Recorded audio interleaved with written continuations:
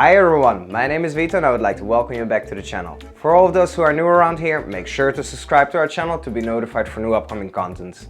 Today we are going to make vegan Raffaello Bonbons. We need only 5 ingredients and a food processor to make our own almond and coconut butter. Otherwise you can buy it in the shop also. If you like the content guys, give us those thumbs up and now let's get started.